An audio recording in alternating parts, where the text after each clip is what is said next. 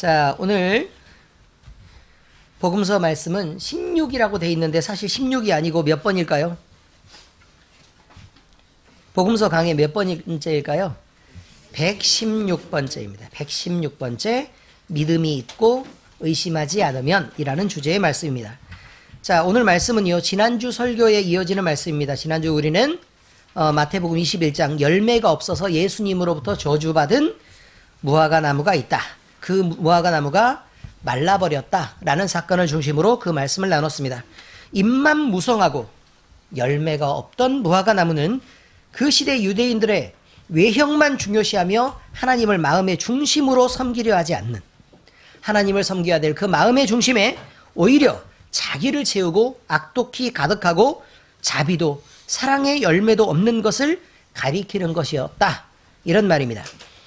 또한 이 열매 없는 무화과 나무는 이 시대의 교회 애들이 사람들에게만 보이려고 자꾸 사람 신경 쓰느라고 겉으로만 외형을 나타내지 외식하는 행위로만 사람을 섬기고 자기의 행위나 자기의 마음의 중심이 구분되지 않아서 이 시대의 교회를 지적하고 있는 말씀인 것도 함께 기억해야 될 것입니다.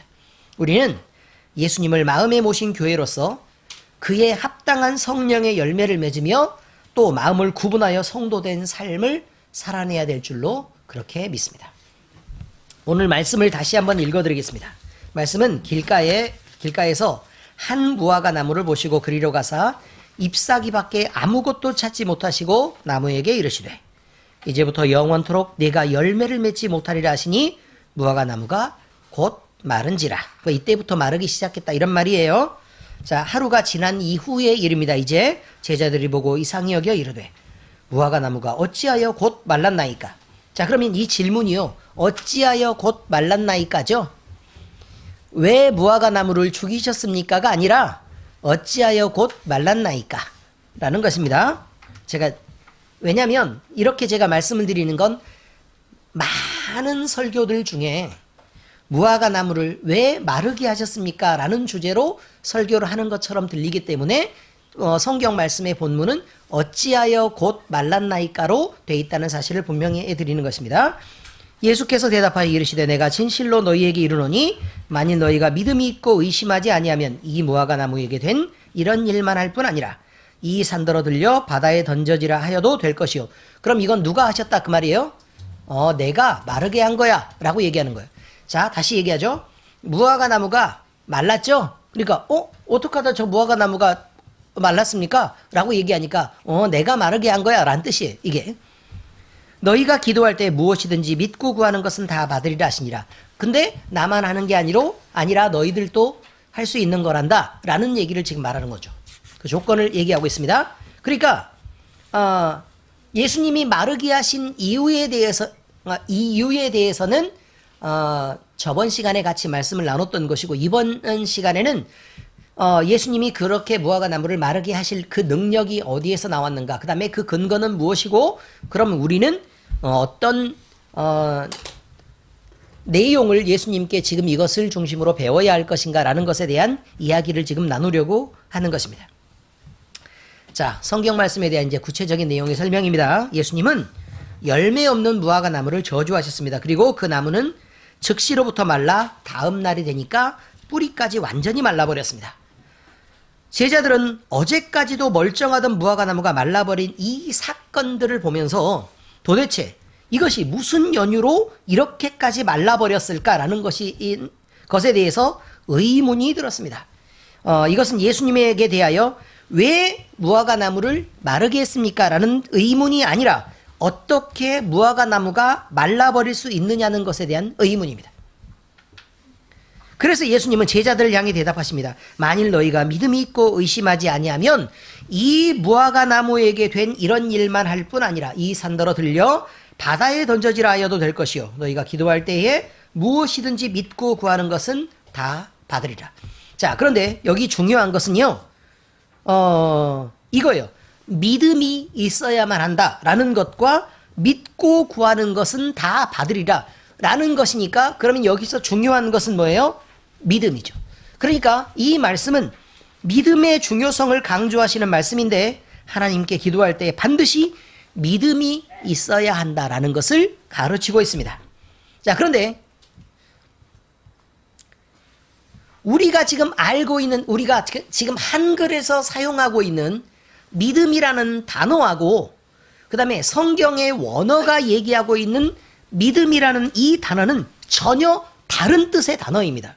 그러니까 성경을 읽을 때 믿어야 되는구나, 그럼 넌 날 믿어? 라고 얘기하는 그때의 믿음과 성경이 이야기하는 이 믿음은 완벽하게 다른 단어예요. 그러니까 이것을 우리가 그냥 저는 예수님, 저는 믿습니다 라고 얘기하고 믿습니다 하고 저에게 주시옵소서 라고 아무리 얘기를 한다 그래도 우리가 지금 동원하는 그 믿음을 동원해 가지고는 하나님께 아무것도 받을 수 없다. 그리고 그 기적이 우리에게 일어나지 않는다라는 게 사실입니다. 엄청 중요한 것입니다. 지금 여기서 말하는 믿음과 우리가 인식하는 믿음이 전혀 다르다 이 말이에요. 다른 단어니까 다르게 인식해야 돼요. 그렇지 않으면 이 기적이 안 일어나요. 자, 이제 우리는 먼저 믿음이 무엇인지 바르게 알아야 되는 게 1번, 그리고 그 믿음을 통해 간구해야 되는 게 2번이니까 그럼 믿음에 대해서 먼저 알아보기로 하자, 이런 말입니다. 첫째, 믿음의 대상은 하나님과 예수 그리스도여야만 한다라는 것이 첫 번째 믿음입니다. 믿음은 사람을 믿는 것을 믿음이라고 얘기하지 않고 여기서 말하는 믿음은 하나님과 예수님을 향해서, 물론 예수님도 하나님이시니까 하나님을 향한 믿음이어야 되고, 그 다음에 왜 예수 그리스도를 또 붙이는 거냐면 예수님이 그리스도이신 것을 믿어야만 한다, 이런 말이죠. 다시 말씀드릴게요. 믿음의 분명한 대상은 하나님이어야 하고 예수 그리스도여야 한다. 예수님이 구원자이시고 구원의 주님이신 것을 믿어야 된다, 이런 말입니다. 믿음은 그 대상이 아무나 믿는 것으로 성경에서 정해져 있는 것이 아닙니다. 성경에 말하는 그 믿음은 그 대상이 하나님 단 한 분에게만 정해져 있는 아주 독특한 단어입니다. 다른 대상을 섬기고 따르는 것을 뭐라고 표현하냐면 성경에서는 미혹이다 또는 간음한다 라는 말로 표현되어 있습니다. 다른 걸 믿는 건 뭐라고 표현되어 있다고요? 미혹된다나 또는 간음한다는 말로 표현되어 있어요. 그러니까 이처럼 믿음의 대상이 하나님 단 한 분일 수밖에 없는 그 이유에 대해서 그럼 성경이 말했을 텐데, 그 이유는 하나님만 유일한 참 신이시고, 그러니까 신도 한 분이고 진짜 신도 하나님 한 분이라, 그런 말이에요. 예수님만 유일한 구원의 길이기 때문에 그렇습니다. 예수님 외에는 다른 길이 없단 말입니다. 심지어 나 자신을 믿고 신뢰하는 것도 성경은 우상 숭배와 다를 것이 없다고 가르칩니다. 여러분은 긍정적 사고를 갖고 최선을 다해서 여러분 자신을 믿고 열심히 여러분 자신을 믿고 생활하십시오 라고 얘기하는 것은 거짓입니다. 왜냐하면 죄에 빠진 나는 이미 철학이 증명한 바 이성이 왜곡되어 있고 그 이성이 지나치게 작은 그릇 안에 잠겨 있습니다. 하나님을 절대로 이해할 수 없는 것입니다. 지식을 우리에게 많은 지식들이 주어지는데 그 지식이 진리와 비진리로 구분하여 인식할 수도 없습니다. 심지어 모든 사람의 이성은 각기 다른 가치를 더 중요하다고 인정하고 있기 때문에 진리가 하나라면 그 진리로 사람의 사고가 모아져야 되는데 그렇지도 못합니다. 그래서 그 가치를 가장 중요한 가치라고, 하나를 가장 중요한 가치라고 말할 수도 없는 것입니다. 그러므로 나를 믿는 믿음이란 불완전한 것이고 불경건한 것이고 제한적인 것이고 왜곡되어 있으며 심지어 하나님을 거스르는 거짓 믿음이기 때문에 그것이 나를 믿는 것은 믿음이 아니라고 말하는 것입니다. 믿음의 분명한 대상은 하나님과 예수 그리스도여야 합니다. 사도행전 4장 10절에서 12절 말씀이 이렇게 나와 있습니다. 너희와 모든 이스라엘 백성들은 알라. 너희가 십자가에 못 박고 하나님이 죽은 자 가운데서 살리신 나사렛 예수 그리스도의 이름으로 이 사람이 건강하게 되어 너희 앞에 섰느니라. 이 예수는 너희 건축자들의 버린 돌로서 집 모퉁이의 머릿돌이 되었느니라. 다른 이로서는 구원을 받을 수 없나니 천하 사람 중에 구원을 받을 만한 다른 이름을 우리에게 주신 일이 없음이라 하였더라. 여러분, 지금 이 상황은요, 예루살렘 공회 앞에서 서서 대제사장들과 바리새인들이 있는 앞에서 베드로와 요한이 증거한 것입니다. 그러면 예루살렘 공회, 그 유대인들이 믿고 확신하고 신뢰했던 그 믿음이라는 것이 말이죠, 그들이 믿고, 근데 성경 지시 이걸 굉장히 많이 알고 있고 율법을 철저하게 잘 지키고 그 규례에서 벗어남이 없다고 얘기하는 그들의 믿음이 바른 곳에 있었느냐라는 것입니다. 그들이 목숨을 걸고 예수님이 오셨을 때 그들이 예수 그리스도를 십자가에 못 박을 만큼 그들이 확신했던 그 믿음이 바른 것이었냐라고 묻고 있는 것입니다.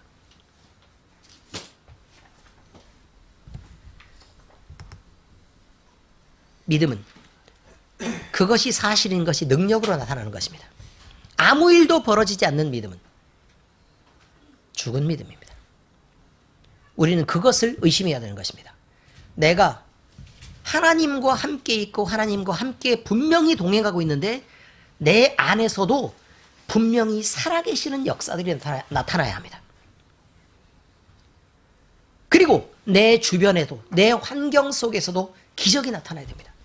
우리가 그것은 분명히 알고 있는 것입니다. 하나님이 우리와 함께 계실 때, 하나님이 계신 자리에서 아무 일도 벌어지지 않는 것은 없다, 이것입니다.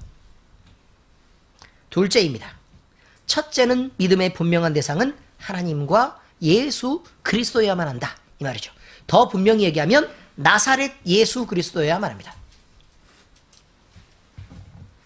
둘째, 성경이 말하는 믿음은 막연한 기대와 신뢰가 아닙니다. 믿음은 스스로 계신 하나님과 진리와 구원의 유일한 길인 예수 그리스도를 알고 인정하는 것입니다. 그러니까 믿음이란, 분명히 믿음의 두 단계에 대해서 얘기를 드렸습니다. 믿음은 아는 것과 그것을 인정하는 것을 말한다 라고 얘기했는데, 이것은 막연한 기대와 신뢰가 아니다라는 거죠. 그러니까 우리가 한글의 단어에서 믿음이라고 그 얘기하는 것과 성경이 말하는 믿음이 분명히 다른 것이다라는 것을 지금 얘기하고 있는 것입니다. 우리가 알고 인정하는 바, 이 세상에 존재하는 유일하고 분명한 진리는 하나님 한 분밖에 없습니다. 우리가 진리를 인정한다는 것의 출발은 이 세상이 하나님이 만드신 피조물인 것을 인정하는 그 자리에서부터 시작됩니다. 그래서 성경의 맨 처음이 태초에 하나님이 천지를 창조하시니라 라고 시작되어 있는 것입니다. 우리의 믿음은 어디서부터 시작된다고요? 하나님이 온 세상을 만드셨다로부터 시작되는 것입니다.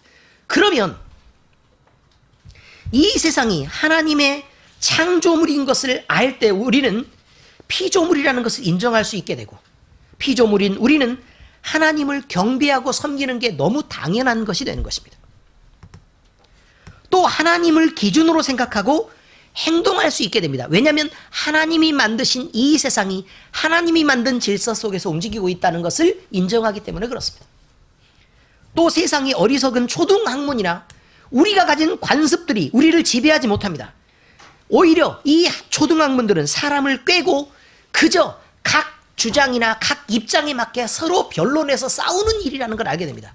철학의 논중도 그렇게 돼 있었던 것입니다. 이런 정도는 우리가 쉽게 구분할 수 있게 됩니다. 어디서부터 출발하면요, 하나님이 천지를 창조하셨다라는 것을 알면, 하나님이 천지를 창조하신 것을 믿지 않고 인정하지 않는 사람들은 아무리 교회에 와서 이 자리에서 여러분이 예배를 드리는 자리에 있다고 해도 수많은 의문들이 내 자신을 흔들게 됩니다. 왜냐하면 하나님이 믿어지지 않기 때문에 그렇습니다. 하나님 중심의 예배에 성공할 수 없습니다. 당연히 예수님을 실제적인 구원의 주님으로 영접할 수 없게 됩니다. 그저 예수님 믿으면 구원을 얻지, 나도 예수님 믿어 라고 그냥 자기를 스스로 위로하고 그냥 믿고 있다고 착각하고 있을 뿐입니다. 이런 자들에게 보이는 세상은 눈에 보이기 때문에 최고의 가치일 수밖에 없습니다. 하나님이 최고의 가치일 수 없다, 그 말입니다.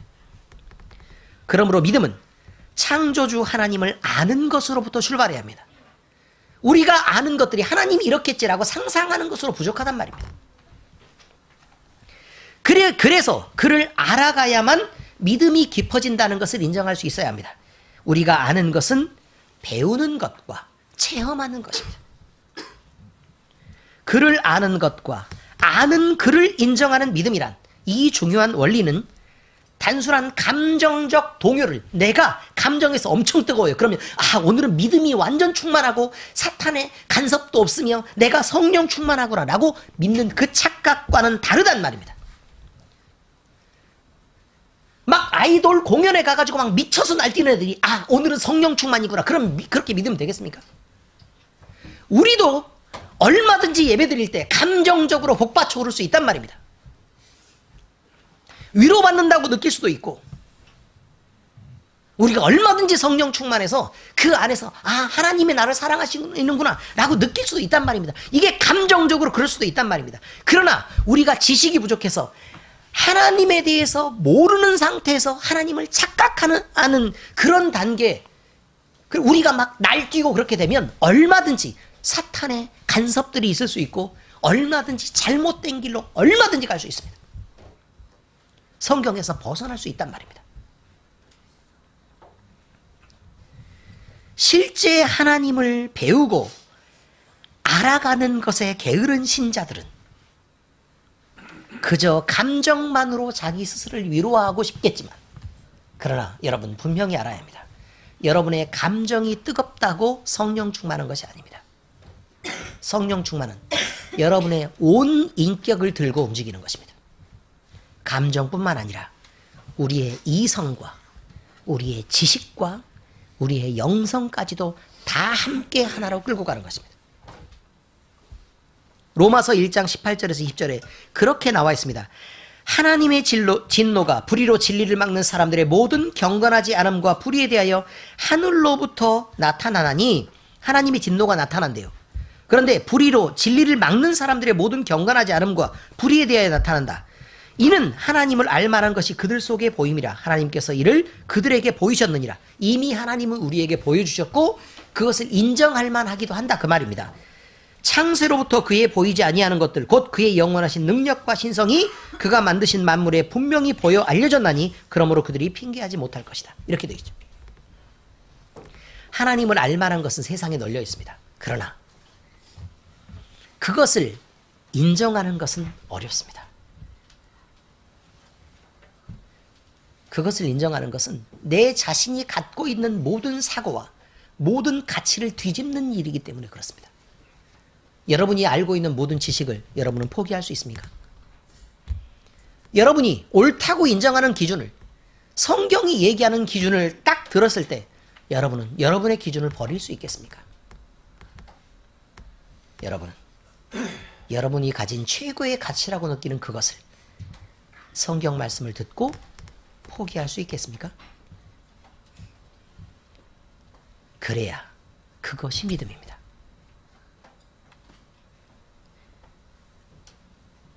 셋째, 어려움이 있을 때 교회는 믿음을 동원해서 서로를 위해서 기도해야 된다라고 나와 있습니다.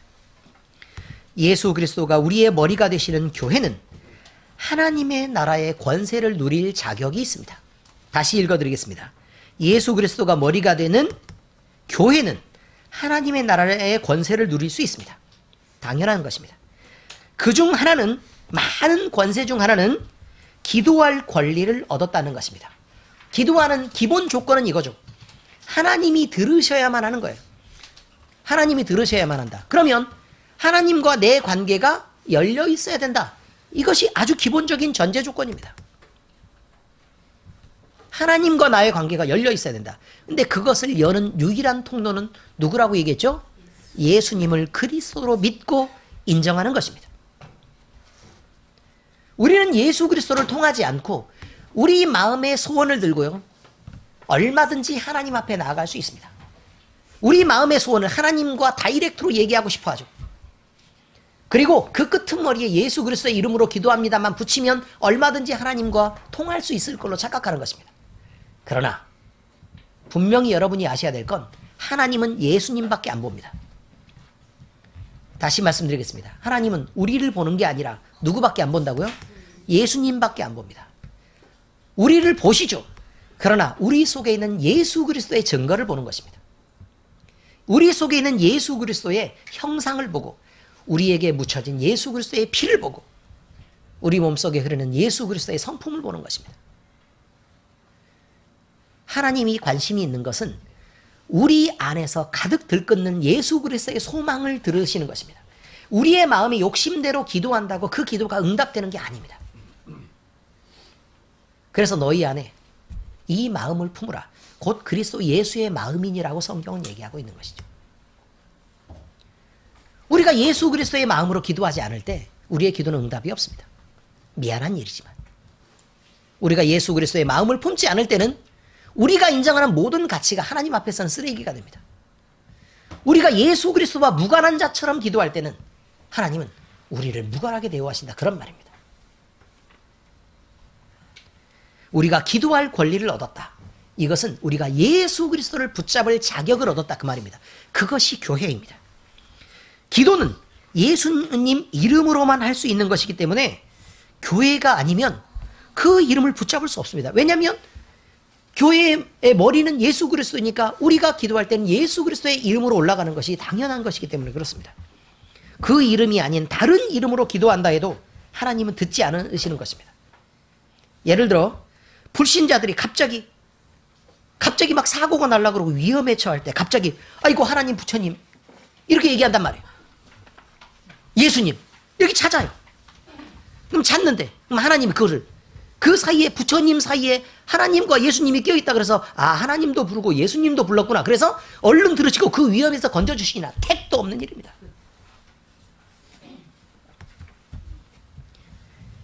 지식이 불신자들의 하는 그 기도는 하나님을 부르고 예수 그리스도를 의지한 건 사실인 것처럼 보이지만 그러나 그들이 뭐가 빠졌냐면 하나님을 하나님으로 알고 있는 지식이 빠져 있는 것입니다. 한마디로 성경이 말하는 하나님을 알고 성경에서 얘기하는 예수 그리스도를 알아서 그분에게 기대해야 되는데 그냥 이름만 하나님, 이름만 예수님이라고 그냥 부르고 있는 것입니다. 그것은 김창식 씨라고 얘기했을 때 예비군 훈련에서 아무나 김창식이 여러 명 있는 거랑 똑같습니다.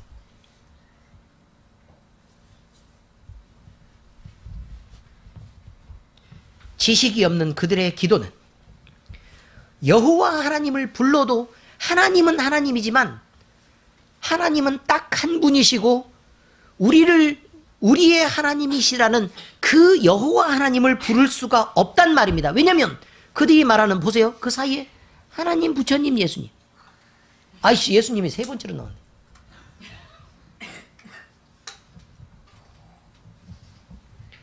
독실한 불자들이 있었기 때문에 여기까지 하겠습니다. 아무튼 이렇습니다. 진짜 하나님을 향한 게 아니고요. 이름만 부르는 것은 하나님을 모르는 것입니다. 그 하나님을 향한 기도가 안 되는 것이죠. 여러분 속에 기적이 일어나기를 바라십니까?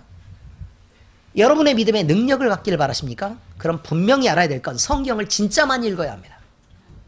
그리고 그 하나님이 누구신지를 발견해야 합니다. 여러분이 기존에서 갖고 있던 모든 지식을 포기할 수 있어야 합니다. 여러분이 가지는 가치를 포기할 수 있어야 합니다. 그리고 성경이 말하는 그 하나님, 성경에서 얘기하는 그 예수님을 분명히 여러분이 알아야 합니다. 그 외에는 아무런 기적이 일어나지 않습니다. 왜 기적이 일어나지 않냐고요? 여러분이 하나님도 모르고 예수 그리스도도 모르기 때문에 그렇습니다.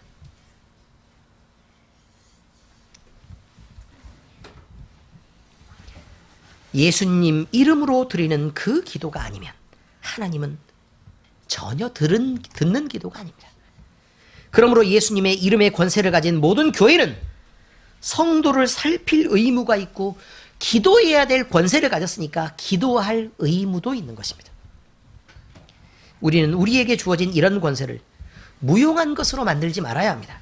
교회는 교회 안에 고난당하는 자가 있으면 교회의 이름으로 그를 위해 기도를 해주어야 합니다. 찬송을 드릴 권세가 있는 우리 극소수의 신자들은 말이죠. 찬송할 권세를 가지고 즐거움의 찬양을 드릴 수 있어야 합니다. 교회에 병든 자가 있습니까? 그들을 위해 기도해야 합니다. 그럴 의무도 있고, 그리고 그렇게 기도할 몇 안 되는 사람들 중에 한 사람인 것입니다. 그럴 권리가 있습니다. 형제의 짐을 덜어주어야 하고, 그들을 예수 그리스도의 이름으로 위로해야 될 책임이 있습니다. 그것은 단지 책임뿐만이 아니고 우리의 권리이기도 합니다. 우리의 기도는 예수님 이름으로 드려지는 것이기 때문에 하나님이 들으시는 것이고, 그리고 하나님이 들으시니까 응답되는 것이고, 그래서 우리 안에 그 능력이 역사하는 것입니다. 야고보서 5장 13절에서 16절에 그렇습니다. 너희 중에 고난당하는 자가 있느냐? 그는 기도할 것이요. 즐거워하는 자가 있느냐? 그는 찬송할지니라. 너희 중에 병든 자가 있느냐? 그는 교회의 장로들을 청할 것이요. 여기 장로는 목사를 말하고 있습니다. 그들은 주의 이름으로 기름을 바르며 그를 위하여 기도할지니라. 그냥 기도만 하시지 왜 자꾸 기름 바르세요? 그렇게 되면 돼야 안심을 받으리라. 이것을 의지해서 천주교에서 잘못돼서 고해 성사가 있는 것입니다. 그런데 믿음의 기도는 병든 자를 구원하리니 주께서 그를 일으키시리라. 혹시 죄를 범하였을지라도 사하심을 받으리라. 이 말은 벌써 믿음이 있다는 것은 이미 예수 그리스도에게 의지했기 때문에 죄를 범하여도 사하심을 얻는다라고 얘기하는 것입니다. 그러니까 이 말은 많이 착각하는 것이죠. 그러므로 너희 죄를 서로 고백하며 병이 낫기를 위하여 서로 기도하라. 의인의 간구는 역사하는 힘이 큼이니라. 이렇게 되어 있습니다. 여러분 모두 평신도 목회자들입니다.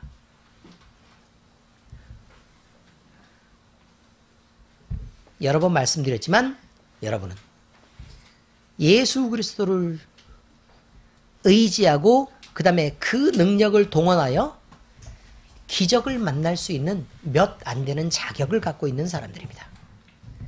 그 자격이 무용하게 되기를 바라십니까?